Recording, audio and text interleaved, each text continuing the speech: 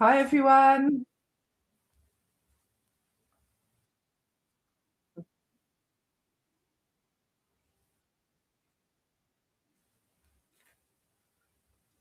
That's a bit better. Right. Sorry, Joe. I did it again. I pressed the button to mute me. Hello, everyone. Oh, Thank you very no. much for joining us today on March's Dig Show with Joanne Shepherd. Say hi, Joe, again. Hi, everyone. Hi. Oh, thank you. Thank you for bearing with us as well. Well, what a month as well here in the UK and in America. I think they had it's a really big show they had over there. Was it Digstock, wasn't it? At Digstock in America. There was a lot of I think that's what it was. quite a lot of really cool things that came up. I always love it when you see the American, Native American Indian artifacts that come up as well. The arrowheads and things like that. It's just, it's very warming when you see that as well, and it's good for the excitement. Over here, of course, in the UK, Detectival isn't going to be going ahead. Not this year, anyway. No, that was a bit of a shock, wasn't it, for everyone? Yeah. Yes, it is a little bit of a shock, yeah. By the way, lots of you in chat. Let's just turn things off my end here for a second and just re-plug in. Trust you guys can hear me okay. Please just pop something in. We've got Andy Green saying evening all. We've got Rochelle Corrigan from Australia. Hi, Rochelle. Thank you for joining us. Very nice. We've got Steve Orton, Chris Montague here as well. Andrew Eyre, Paul Gold, Luke here. Hi, Luke. Thank you for checking in. Michael Smith from sunny Ireland. Aggie Hall's here as well from America. We've got one of your finds, I think, Aggie, to show in just a few seconds. Kevin Whitmore's here as well. Hi, Kevin. Long time no speak. Can't wait to see you or talk to you shortly. We're getting a few comments suddenly coming in through now from YouTube as well, from Diaz Pedro. Only the Minelab 500. Yes, there is a show, isn't there? There is the Minelab 500. I'll be popping by, recording things as I normally do, photography. Right, coming up on today's show, we have... Joe, can you do it? Oh, can I? I can't read it. Let me help you out. It's our lineup today, our top tier. We've got Spink Auction House with us. That's a really great interview, 14 odd minutes long. I think you guys are going to really enjoy that. We'll be focusing on some American coinage, like very early American coinage, but we'll also be tapping into Greg's great wealth of knowledge when it comes to British finds as well. So we're going to be focusing for a good 4 or 5 minutes on the stunning, guys, absolutely stunning Henry III gold coin that came up, which sold for an awful lot. We've also got Joe, what was the name of it? Story of a Field, isn't it? That's it. Yes. Yeah. Is it any good, Joe? Tell them now. Be honest. I think it's going to be epic. Epic. There we go. Yeah.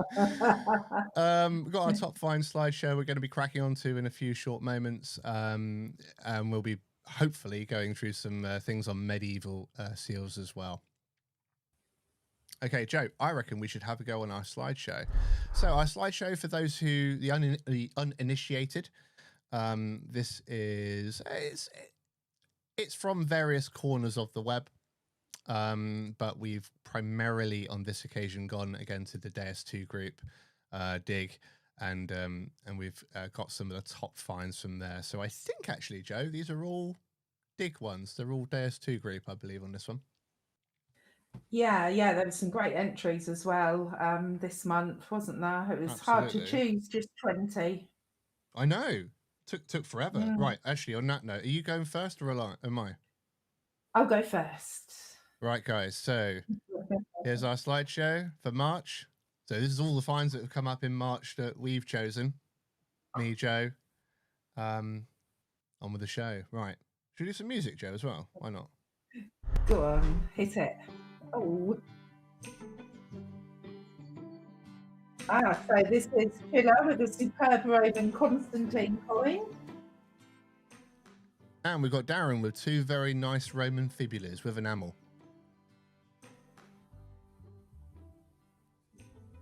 Aggie, who's in the chat with us, she did what 3 other detectorists couldn't and found a lost wedding ring. That's brilliant, Aggie. It's lovely, isn't it? And Muzzy's been out. He's got a lovely Elizabeth I hammered silver. He's got a great, well, I say portrait.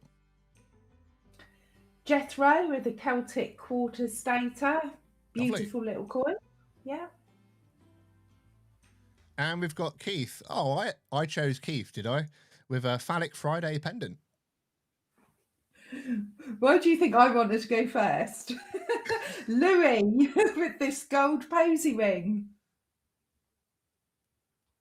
I turned the music off. We've got Ray, 1672 Spanish cob. Very good.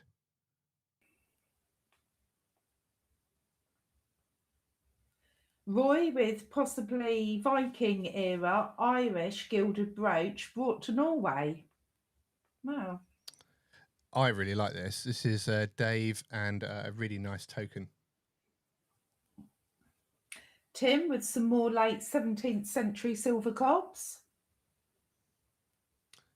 That's Mick on the Saxon. So welcome to Saxon Club.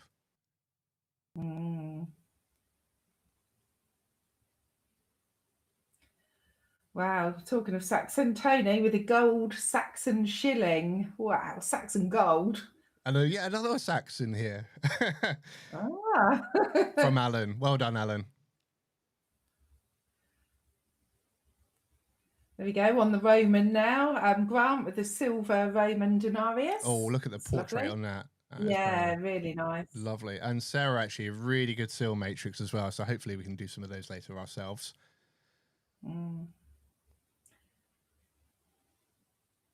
Dave with a stunning Iron Age enamelled strap side. Yeah, I didn't know what a strap side is. We'll talk about that in a sec. We've got Luda with a medieval mace, he says, and hard to argue. And Kim with an Iron Age fibula. I've never seen anything like that. That's amazing. And we've got Andrew coming in with some more Saxon. This is a saucer brooch. That looks really nice. I love that. Nice. Super. Well done, guys. That was really good. I really enjoyed that. Saxon, lots of it. Hey, Joe. Yeah, there was lots of Saxon finds. We've had a run of Saxon finds, it seems, recently. Saxon everywhere. How lovely. Yeah, I don't think I've I've had little. I've used this term quite a bit. I stole it from Alan Tamlin from the NCMD, National Council for Metal Detecting. But I've had a few Saxon partifacts, but I've never had like a complete thing, you know. And I know on the last show, Joe, you showed us your Saxon brooch. I'm not suggesting you've been out getting Saxon stuff, but could you show us a little bit about what you've been up to recently? Yeah, I'd love to. Yeah. So where do I start? Oh, where do we start? Right, here we go. Hang on. Yeah. I'll put me down there. Okay. This was one of my finds from a group dig on Sunday. This Sunday just gone. It's a really lovely cradle bell. It's a patterned one with the initials on the bottom, and it is a ringer. But unfortunately, it is a ringer. But look at that. And then, quite about halfway down the field, look what I found. Hang on a second. You did that with the Saxon cruciform. I did. And I've done it with a groat as well before. It's amazing. There's just nothing like finding the missing part. That's so satisfying. Yeah. Yeah. I just need a bit of super glue and yeah. Oh, someone should come up with a nickname for you, like Jammy Joe or something like that. I wonder. Oh, no, there's an idea. Isn't there a thought? Isn't that just a thought?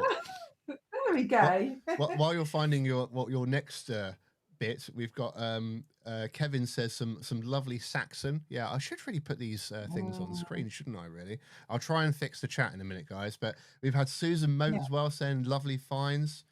Rochelle says it's nice one from Jethro. Yeah, there's plenty more going on in chat as well.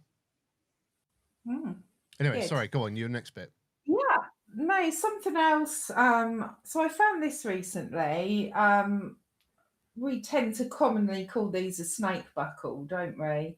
But I believe this one is actually, dare I say, swan heads. Is that going to focus? Oh And yes. I dug out one that I found some time ago, this one, and I just think this is gorgeous. And it's like dragon head buckle. So it's like the snake shaped buckles. And this one has also still got a ring on it, curiously. Never found anything like that before, but Yeah. I just like to show that off. He's gorgeous, isn't he? Double headed Yeah. buckle there. Oh, I love that. So that was a really nice find. Yeah, I've got more if you want.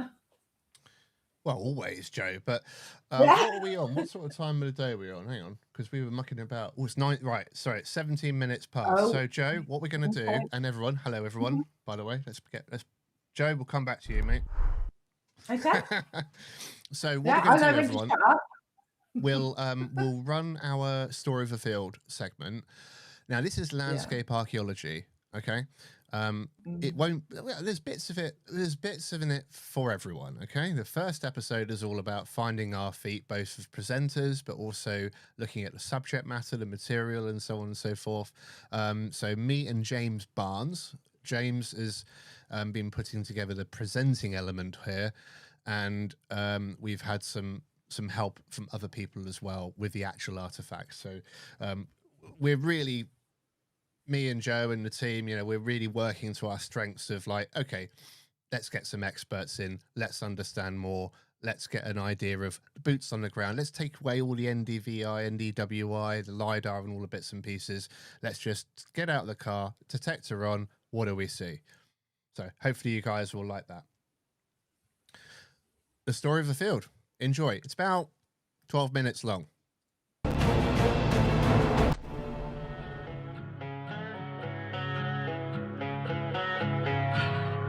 In this mini-series, we're working with leading experts in landscape archaeology to help your knowledge of what's around you and what's beneath your feet. We're using a real field with real archaeology.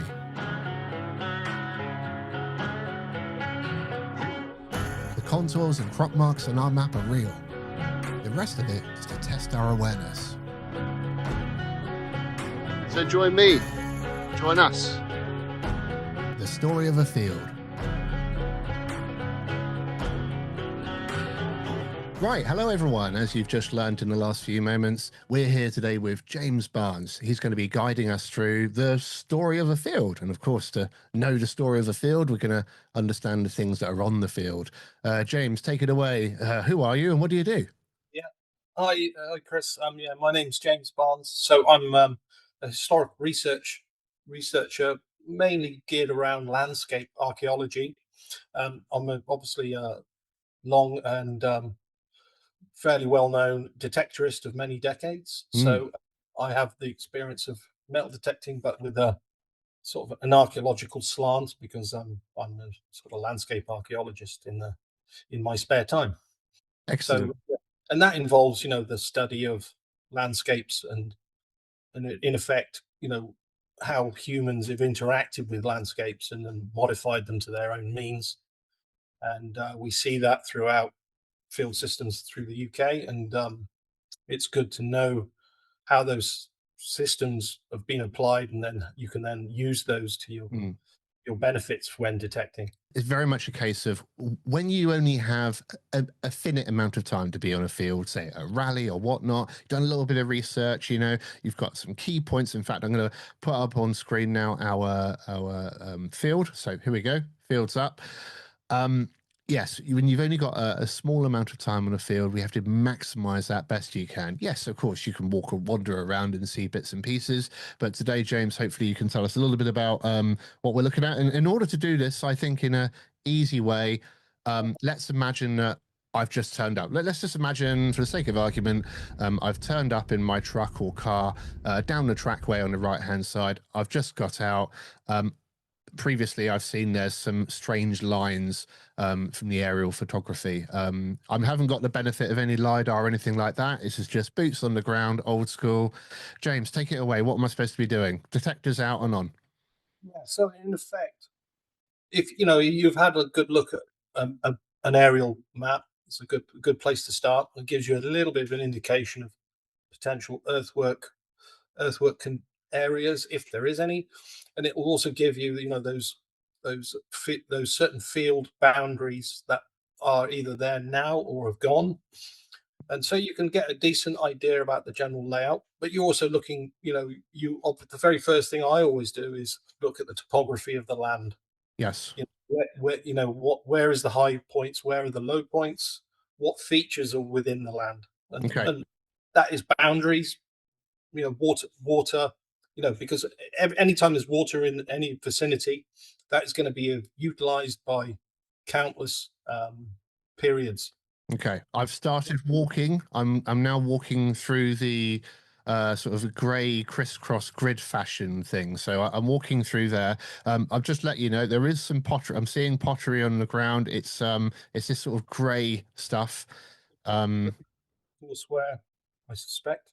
Yeah, so that gives you a good indication that you're into a potential Roman, Romano-British area. Okay. If pottery itself in its own right, it's not just pottery; it's CBM you want to be looking for. So CBM, that's ceramic building materials. So that can be tile, that can be mortar, pieces of Okay. mortar. These are key components for what building. So it indicates immediately there is potential settlement within that area. Not Yeah. just it's not just the fields they were using for cultivation; it's potential settlement. Okay, got it. So of the pottery, let's forget that for a sec. If we've got any sort of tile, and we've got like say a rounded bits, and then we've also got flat bits with little sort of hooky bits on it. Yep. That could be an indication of some sort of tile system that we're looking at there, maybe. And and it could be that that settlement might not be immediately obvious in that area, but it may be that somewhere in that vicinity there is a potential building Hmm. remains. And the farmer, through the use of the plow, that will have been dragged across for decades upon decades across Okay. his field. So the physical location, it can be quite a distance away, because the nature of plowing just drags material from one end of the field to the other. So it could be anywhere Okay. within the system. Interesting. So I've walked through that now. I'm going towards the river. You have to tell me when to start. I'm going towards the river. On the left, by the way, I can see these great big like coppice trees and things like that. Directly though, the detector is indicating there's a lot of iron and things like that. I can deal with it because I've got the right kind of tools for the job. But should I be spending much time here? And what else of my surroundings? I mean, iron is a great indicator of human activity. It's not just mineralization. If the detector is going off continuously and it's just like a sort of continuous jittery type, that is mineralization. But if you're getting clear sort of iron signals, they could be they could be, a lot of Hmm. Roman activity is a typical example. Okay. The moment you see continuous iron signals that are true signals, but not jittery signals, because mineralization is not an indication by any stretch of Roman activity, but it can be. There could have been a hearth close by. They were maybe even forging elements, and so small Yeah. amounts of metallic ferrous gets into the ground, and it creates those little small signals of iron, and so it is an indication of human activity. Interesting. Okay, so we're not necessarily a 1960s bonfire. We might hazard. It could be something more exciting. Some other pieces have come up. We've got here some what look like hobnails. I'm sorry, I'm giving it away a little bit, but what look like hobnails. You can't really see that on the screen. Oh, you can actually, if I'm very lucky. I mean, obviously, hobnails are a total giveaway when it comes to Romano-British activity, Mm, because it's not just everyone says Romans and they picture centurions marching through the land. That's yeah. not the case. It's the general people, the people who were serving the Roman system as such, and that they could well be, the original indigenous people of Britain. and that's why they refer to them as Romano British. And Right. they'd adopted those Roman approaches, and one was, wearing sandals, wearing um, boots that basically had hobnails in to keep the soles in place, and so that because there was a massive increase of food production when the Romans came here in an effort to maximize their food production, so that they could go on those large campaigns to the north Yes. of England, Yeah. which took a lot of resource out of the land. So all of this area that we're in, it could be Emma or Spelt, depending on which part of England we are in, or Scotland and whatnot. This is a real field, by the way, guys. It's just we've added a few bits into it just to make it look and feel a bit more exciting, such as river, an extra clump of trees or two. But it is a proper river. It's a proper, field. And I've copied it for your help today. But James, yes, we've got some Roman coins come up. They seem to be of the same type of patina. They're not very deep in the ground. We've got the pottery as described earlier on. They appear to be from the same emperor.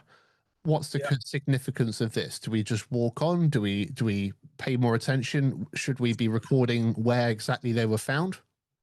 Certainly, you should be recording where they are found, because one, it's going to give you an indication of those distributions, and as distributions become more scattered, you're probably moving away from the original source. So Mhm. it gives you an indication whether that is a potential scattered hoard.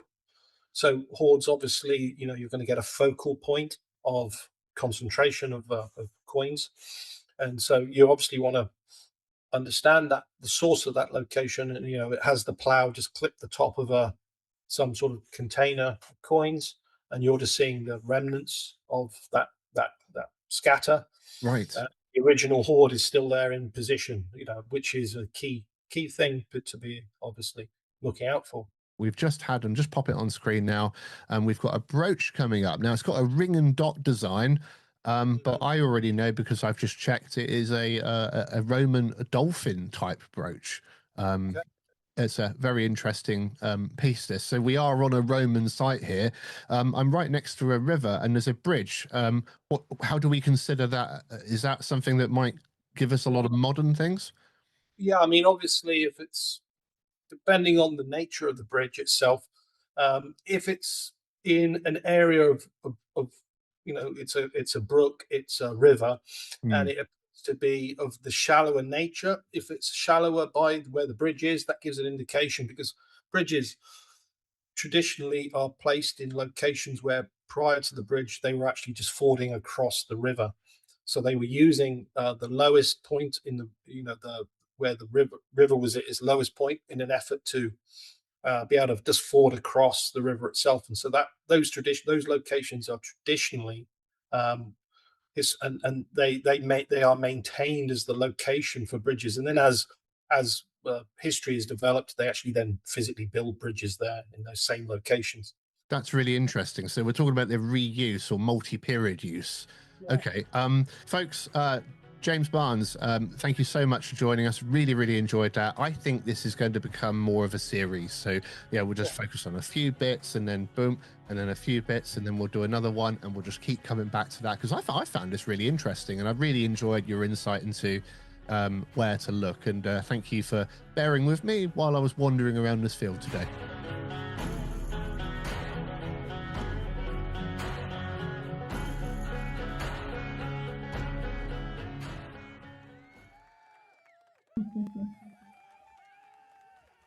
Thank you all. Yay. How did you find it? Was it all right? I found it really interesting. That, especially the bit about the bridges there. That was, I had never thought about that before, but it makes sense that the bridges would be built where the river was crossed, back in the day. And yeah, really interesting. Yeah, it's the most convenient, energy efficient way of doing something, you know? That's right. Yeah. Yeah. And down in the southwest of England, we'd often find that the monastic institutions, the church, were required to keep the bridge in good state of repair and so on. And Right, okay. there are some instances where we've got royal charters and other pieces like that, which is, say, for example, if it's a silver processing plant, that even the king or Queen of England would have had something to do with, again, maintaining its upkeep. So it's something. It's very The next episode, Joe, I reckon, will be bridges and buildings. I think that works pretty well. Anyway, guys, what did you think? Yeah, it's oh, I can see the chat. Rachel or Rachel, I'm not sure how you pronounce that. Rochelle. So Rochelle enjoyed it, and so did Susan. Susan, mate, really interesting. Yeah, it is, and I could do with watching all of this because I am guilty, especially I know my own permission. I know the land and the footpaths, and where things were back in the day, but like when I go on a group dig, and I do go on a few of them, it would be great to just step onto the field and read it, there and then as you're there. I tend to just turn up and wander around a bit like a headless chicken and hope I find something. So yeah, I shall find that really useful. Well, that's sort of the joy of it, though, isn't it? That's the beauty of, and actually, we come onto this with Greg Spink, or Gregory Edmund. Actually, it's not Greg Spink, Gregory Edmund, a little bit later on, where he is talking to us about the joys of the simplicities of detecting. And that's something that it means a lot to me as well. So yeah, in the next episodes, we'll probably be spending a little bit of time over here in this little area, which is conveniently marked, if you like. And then we've got this again. We've got this fording system here. Assuming it is, it might not be. Who knows? Depends what me and James think.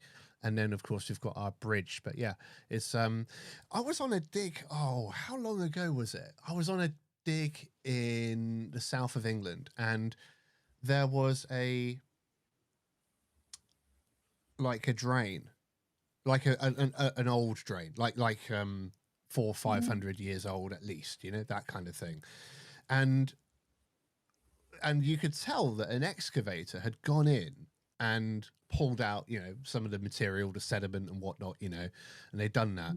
And there was someone detecting it. And I thought, oh, that seems like a hiding to nothing, that one. And he pulls out a hammered silver coin. Absolute banging groat. Yeah. Oh no, definitely. He had the right idea, that's for sure. And it's funny you should say it because I've seen that as well. In earth that's been pulled out of ditches and stuff. Yeah, and I was actually on a dig. Where buildings have been put up and they've dug out the foundations for the modernish buildings, and I've seen axe head hoards pulled out and all sorts. So yeah, he had the right idea. Even like the big power lines, where they put the big pylons in. Yeah. I always head to those and detect around those because they've dug down deep to put them in. So who knows what you're going to find. Yeah, I agree. That's nice.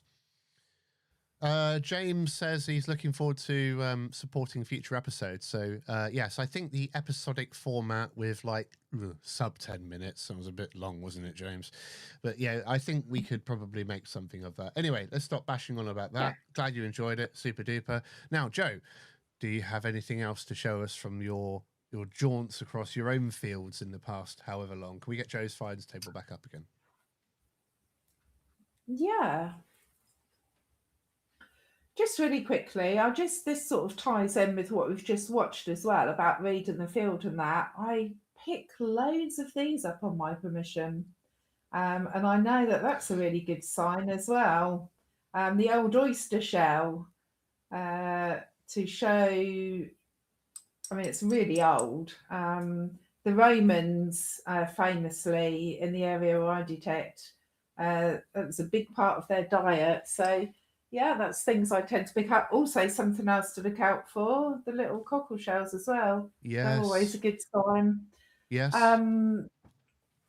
Finds wise, I found a beautiful little casket key. Oh yes, I like I, that. I love finding these. I have got my whole collection out here to show. If I can, there we go. Lots of casket keys. No casket there. No, I'm still looking. I'm still looking. That's what they'll But, say about Joe. She's all key, no casket. oh no! Don't give my ideas.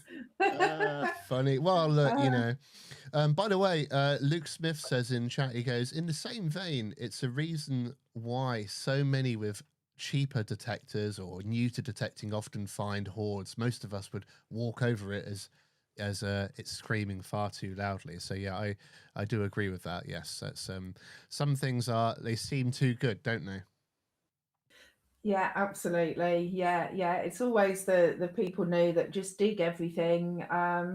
I actually had something like that myself on Sunday. It was but I can't remember what the find was, but it was something nice. But it sounded just like a Coke can, and because there was a lot of shredded Coke can and that in this particular area, Yeah. obviously people had walked over it, but they just left it. I dug it.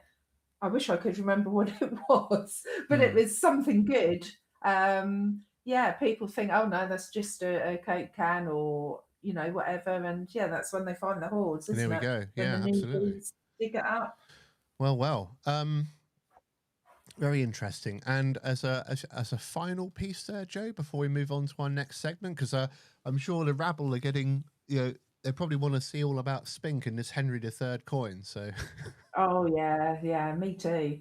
So the last bit that I've got to show you is again quite a common find for us detectorists, I think, but a really pretty dress hook or clothes fastener. I think they're called now, but it has got the hook on it. It's just a bit bent, the hook. But yeah, that's a really sweet one. And again, I've got quite a collection of these. yeah, just a note on that as well. Actually, the interesting thing about dress hooks is that Mhm. it, in a strange way, we had it come up on the National Council for Metal Detecting judges one of the judges sessions and so on, and we found Yeah. some very very early ones and then some post medieval ones and nothing in between. And I'm not, I'm not very aware Mm. of these sort of things. In fact, let's just make us normal cameras again.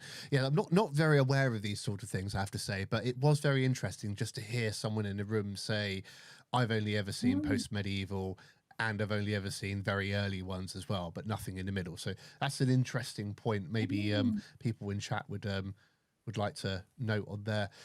By the way, Andrew Eyre says hi. Steve Orton's there as well. Chris Montague says the Victorians were also into their oysters, so sometimes 19th century dumps. Yeah, that's very much the case, isn't it? Yes.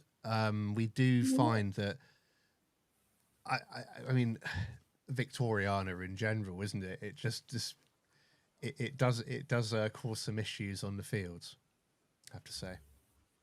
Anyway, what I've spotted is that we've got entries into our draw. Now, tonight, we're not going to be running the draw. I know it says there's one entry in the draw. There should actually be lots of them. Usually we have a giveaway. In fact, I think, from my knowledge, we've had a giveaway every month for a year, but we're not going to do it this month. But we are going to be putting out, aren't we, Joe? We're going to be putting out a cool bag on Monday or Tuesday, whenever we get round to it. And that's going to be a pretty exciting piece. It's a finds bag, but it's a good one. I quite like it. It is. It is a good one. It's by CoinPod, isn't it? I think. Really nice. It is by CoinPod. Yeah, the Pro Elite finds pouch, and it's the one that I've used for a long time now. And honestly, I batter it. I go out as everyone knows who knows me. I go out detecting so often, and it is just perfect. So yeah, I think they're great pouches. So whoever wins that, I'm sure will love it. Yeah, I think so too. Right, guys. If we just go back to our coming up bit, we're now going to be looking at Spink Auction House. Okay, so we're going to be spending a bit of time understanding who Spink are, the history of Spink. Now, to my knowledge, I might have got this wrong. I don't think I've got it wrong, to be honest. I have to research things, obviously. But to my knowledge, I don't really think there's been much input, if you like, into the earliest history of Spink, and it is a fascinating insight as well. So I'm looking forward to showing you that. Again, just like the story of the field, it's around about 12 minutes, 13-14 minutes long. I think you'll really enjoy it. And Joe, me and you're going to watch it as well. Yeah, can't wait. All right, guys.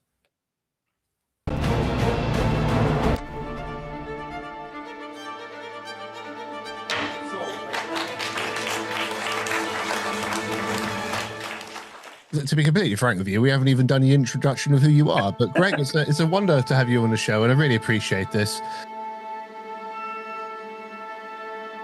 The Spink name has almost been associated with it since basically the medieval period, the Wars of the Roses period. But really, the time we're talking about is the 17th century, which is when we traditionally date our founding in 1666, so very much associated with the fires of London. But actually, there's a wonderful offshoot to the Spink name, which is a chap named Edmund Spink, who was a reverend in Northamptonshire. And he had this bright idea in 1645, with the civil wars raging, to invest £50 in an ironworks in North America. And America had only really been landed in the last 20, 30 years. Sorry, what year was that? Just to interject, what year? 1645. 1645. So we're talking not 20, 30 years after the emergence into Virginia of the first settlers. Yeah, 1620 is the Great Landing. Of course, you could assume Roanoke in 1586, the lost colony.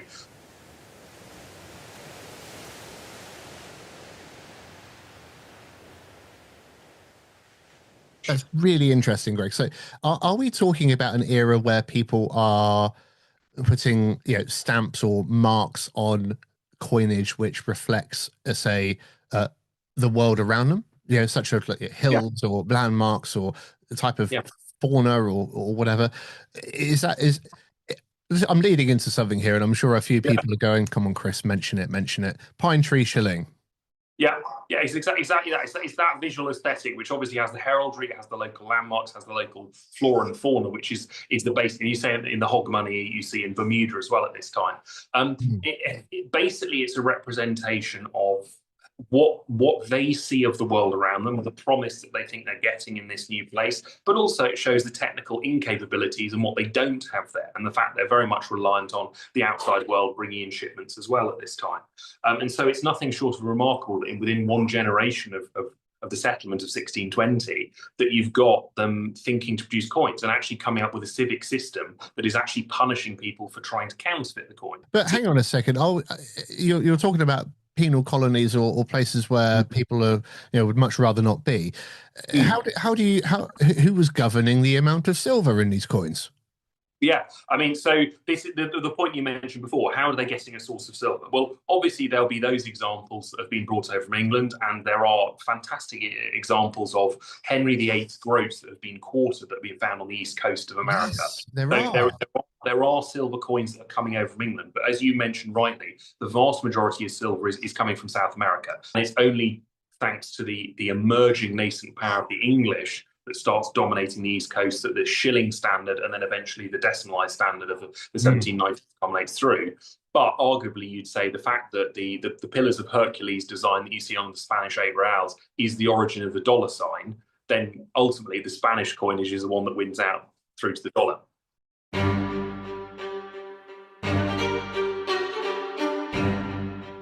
Let's talk about things that come out of the ground, from the muddy field to the London pedestal. Let's talk about this British soil find. So what is the most remarkable piece, Greg, to come across your desk that started life under just a few inches of dirt? So, I mean, I must confess, I've only been doing this 10 years, so I couldn't possibly profess all the magnificent treasures that have been found over the last 60 or 70 years of hobbyists going out and ploughing a lonely furrow, so to speak. But for me, certainly the one that stands out is Michael Lee Mallory's find back in 2021 of the Henry III gold penny. Not only is it such an incredible rarity and such an important point in the story of a bimetallic and a trimetallic English currency system, but it's also the fact that it's such a ludicrous discovery.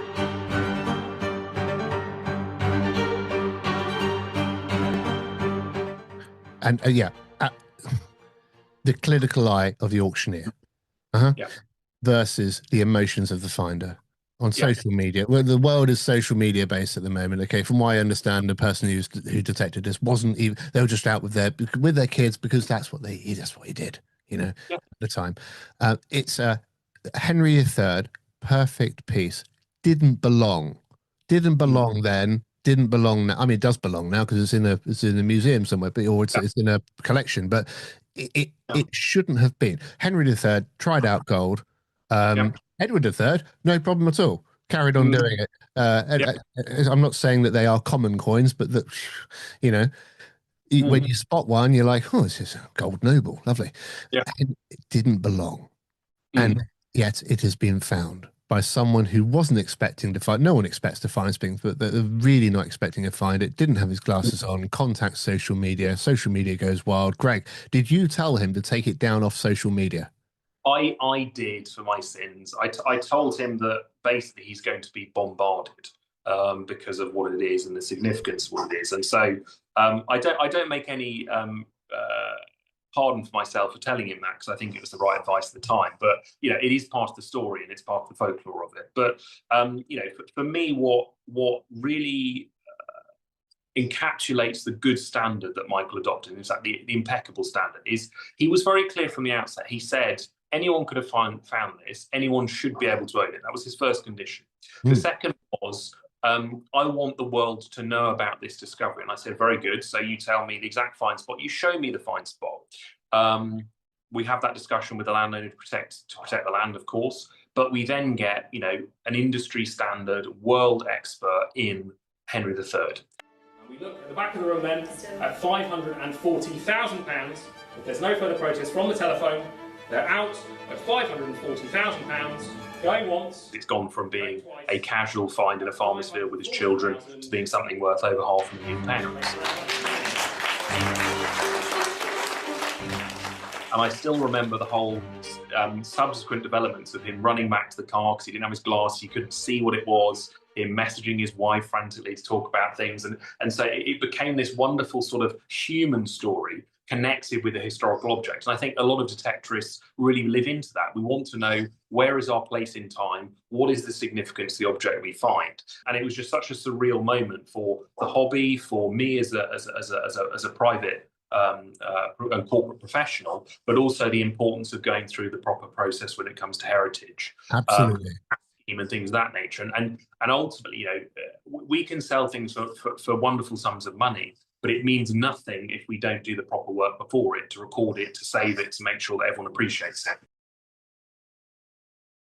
And the crucial part was a lot of these coins had been spent as an emergency in order to fund the Welsh campaigns against an uprising by the, you know, native Prince of Wales against the king in 1257. Yes. And these coins had been spent on the campaign there. And we know from the retinue that was there, the overlord of John de Hidden was on that campaign. And so if he received the money, so did John de Hidden as one of his retinue. And so we had the name of a person at the time who owned the land, who was on campaign there receiving this money. And so in terms of archaeonumismatics, which is almost a new field in of itself, we can actually say almost with direct certainty the owner of this coin at the time that it was lost.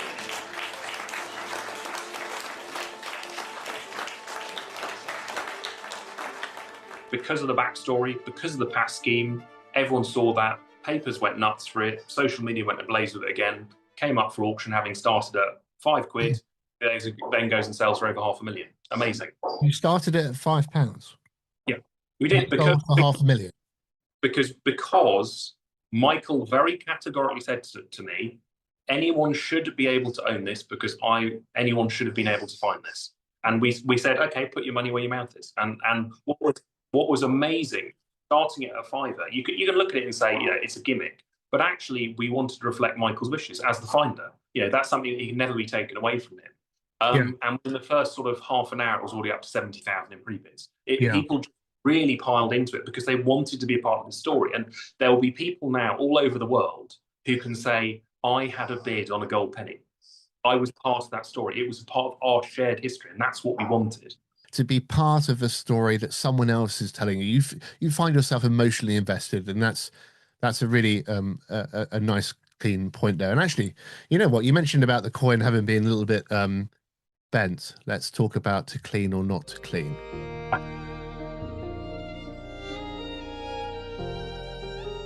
So the answer obviously being it depends.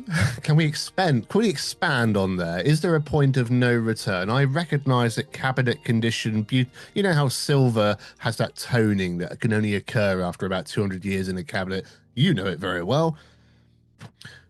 Coin comes out of the ground. What are we supposed to do with it? A Roman silver denarii, rare emperor. What do we do? Early portrait Nero. There we go. Oh, lovely.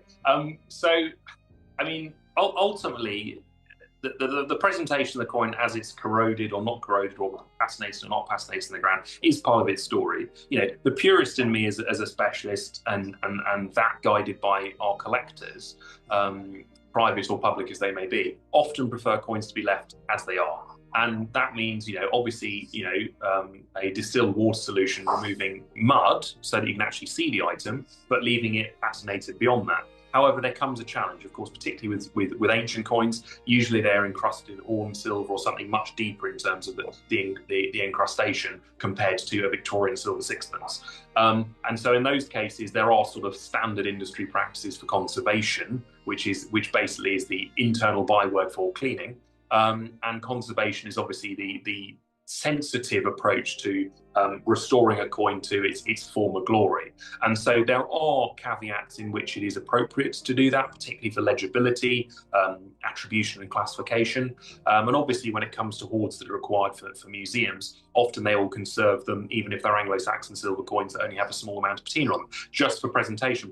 So, you know, from a collector's point of view, some of those practices may be frowned upon, but actually from the point of view of legibility or comprehensibility, it is actually an essential part of the business. And, you know, in the same way coins can get repaired or restored or unfolded from their presentation position of being found, you know, that's part of it now, and that's part of their story. So, you know, I can't condemn it as a practice. I can just sort of guide the process on what's appropriate and when. Okay. No, I like that. No, it's a great answer. Well put. So provenance is the key bit. Try and retain its provenance as best you can. What is the one specific, Greg, the one specific piece of historical narrative you're desperately looking out for? You know, you've been in the game for quite a long time here. You've got a wealth of interest and you're a very good storyteller as well. What's the missing link to you? Come on. I'm talking Alfred made me levels of... Oh, Alfred Gewürden. Yeah, I mean, that'd be wonderful. What do you want to see? Apart from King John's baggage train, apart from that one. Well, considering I'm a direct relation of King John, I'd like to claim some royalties of that if it is found. Who isn't?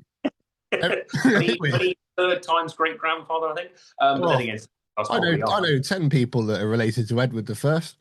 That's a really interesting question. I don't know if I've probably given it enough thought. I think for me, what surprises me about history in general is the wonder about how certain things survive.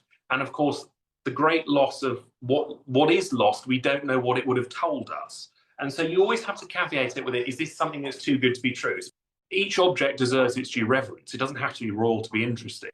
But the caveat is always going to be, what bias am I putting on this just because I might be knowledgeable or ignorant of it at the point of find? I've got it. It's the simplicity, isn't it? The world is so complex these days that we're crying out for something which is very simple. Always the human component. The reason AI will always struggle is there's a human component to it. It doesn't matter how rapidly we go with technology, humans need to be able to interact with it, otherwise we won't understand it. And so that's why there will always be a collector base, because people like having tangible goods. They like physically holding things and appreciating things. Gold will always have a wealth to it. You know, jewelry will always be wonderful. Big up, yeah. Well, you know what? We didn't even do our intro at the very beginning, but I wanted to say thank you once again to Greg Spink of Spink Auction House. It's been an absolute pleasure having you on the show today. I've really, really enjoyed it. And I believe you've enjoyed telling me a few stories as well. Absolutely. Thank you very much for having me on, Chris.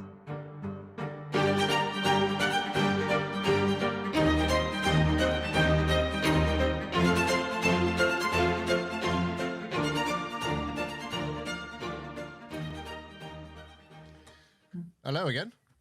Hey, that was really good. You like it? I loved it. There were so many points. My brain was sort of logging all of these points that I want to talk about. I mean, there was so many interesting things there that I didn't know as well. You know, I loved it. What a Great. wealth of knowledge that gentleman has. It just, we're talking about, I mean, bear in mind, guys, we're doing 45-minute interviews. That's how the usual gig is with the Dig Show. And we condense that down a bit. But, we're talking about, the delicate or frustrating points of the American currency system. And then he just throws out there that the Spanish cob piece of 8, that is the origin for the dollar, that symbol. And I was like, okay. Okay, we'll bank that. Try and remember that one. Yeah. Wow. And that coin. That was amazing. Was it 500? I can't believe. And they started at a $5. Yeah. Another one. Yeah, another one. He was just. He said about the starts at £5, and I was just like, I'm sorry, what? Yeah. But I tell you what, I don't know if anyone else in the chat was thinking of me. The only thing that I could think of when he was saying, about the auction starting at £5 and the price going up and up, all I could think about was Delboy and Rodney. And do you watch Only Fools and Horses? That one when they put the watch in the auction. Do you know what I'm talking about? Yes, I know the one. Yeah. I couldn't get that out of my mind, and I just wanted to see the finder's face, and see if he actually keeled over when it sort of hit 500,000. I couldn't get that out of my head. Funny. I really enjoyed that. So Jason Dawson thought it was all right, and Paul Gold has commented. Bobby Baker as well. Hi, Bobby. Nice to see you again. We're going to hit the field soon, me and you and Luke. Andy Green has got some nice things to say as well. Yes, Chris Montague picks out that, yes, it is interesting about the dollar sign related to the Spanish cob. Yes, it's just a little bit here. And what I'll do is I'll put out the extended cut interview and you guys can just, watch it at your leisure. It's just sort of like a, what you think sort of thing. Anyway, on next month's show, we will be doing a segment on the River Thames, Joe. Okay. Yeah, so that's what we're going to be doing. We're going to be on mudlarking on the River Thames. I've got my foreshore permit and all the rest of it. And hopefully, fingers crossed, going to be guided through that process of understanding how material moves up and down the River Thames, including artifacts and hopefully some gold coins of our own, Joe, me and you. And that's going to be by a doctor of sedimentology of all things. So I'm really looking forward to that as well. And we're also going to be doing an interview piece with Jesse Angarad of Detecting with Jesse fame. So really looking forward to that as well. Nice lineup. Been all right this week. Sorry, guys, about the lack of fines, loads of fines. Sorry about the lack of giveaways, but, it's not everything, is it, Joe? Eh? No. Look, I haven't even come on to some of the cool stuff I can show. I can't show it like you, Joe. Oh, look. That's all right, isn't it? Wow. Is that one of your finds? Well, I mean, strictly speaking, I got a bit of it. It's I believe it's Roman. It's going to be featuring in this story of a field, up that way, wherever it is. It's going to be featuring there at some point with James Barnes. And Joe, next time we will also be focusing on your seals that you'd sent me. Yes. Wax seals. Yeah, that would be good. Yeah. Because I don't have time to bolt my camera in tonight. Oh dear. Yeah. No, love a good seal matrix. So that would be interesting. Yeah. Okay, guys, right. We're on the hour now, aren't we? 8 o'clock. We've done really well. Joe, thank you ever so much for joining us once again. And thank you everyone who's watching once again for joining us. I think we did good. Any final thoughts, Joe? No, thanks for watching, everyone. Thanks for coming along, and hopefully we'll see you next time. And yeah, I enjoyed it. Thank you. Coil to the soil. Yeah. Yes. Going out tomorrow. I need to get to bed now. Got to get up early. I might have to go out over the weekend. I might have to just. Yeah, I can't wait. I can't wait. I'm not one of those people that can go out for an hour. Just like, It's either I it's set an alarm. I'm there at first light. I'm there for between 8 and 10 hours. This time of year, usually until it gets dark and I can't see my find. And I tell you just quickly, I booked in for a dig on Sunday, yeah. paid a deposit, arranged to go with friends, and then got reminded a couple of weeks ago. It's my granddaughter's first birthday, and she's having a party. So, whoops. Will she So I've had to remember cancel it. it? Well, I kind of said, well, the dig does finish at 4. I could sort of like pop along afterwards. No, I'm not going to go. I'm going to go to my lovely granddaughter's party. No, we instead. do. We do record all of our shows, and our better halves also do listen to all of these. So I think it's wise that we leave it at that, Joe. I think. Yeah. All right, guys. Thank you ever so much for joining us. Really, really appreciated your time. Have a great evening. Bye, everyone.